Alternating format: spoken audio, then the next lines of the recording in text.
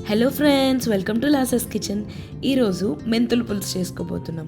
ఇది మన పాత పద్ధతిలో ఈజీగా బేసిక్ ఇంగ్రీడియంట్స్తో ఎలా చేసుకోవాలో చూసేద్దాం రండి.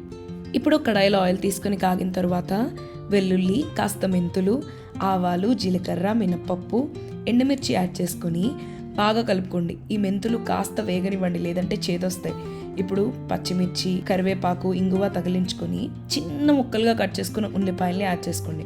గుర్తుపెట్టుకోండి, చాలా చిన్నగా కట్ చేసుకోవాలి ఉల్లిపాయల్ని. కాస్త హై ఫ్లేమ్లో పెట్టుకొని అలా వేపుకుంటూ ఉండండి.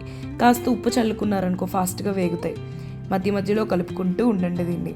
ఇప్పుడు తగినంత చింతపండు తీసుకొని హాట్ వాటర్లో నానబెట్టుకోండి.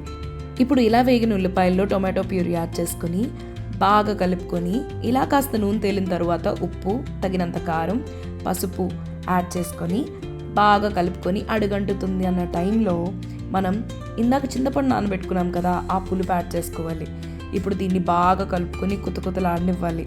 మినిమం ఒక 10 minutes అలా వదిలేయండి. కాస్త కొత్తిమీర చల్లుకొని అలా వదిలేస్తే ఈ కన్సిస్టెన్సీలో వచ్చిందంటే అంతే, మనం మెంతుల పులుసు రెడీ అయిపోయినట్టే.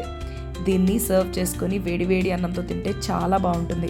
మేమైతే దీన్ని ఉల్లిపాయ పులుసు అంటాం. మీరేమంటారో కమెంట్ బాక్స్లో చెప్పేయండి. అలాగే like, share and subscribe to losses kitchen.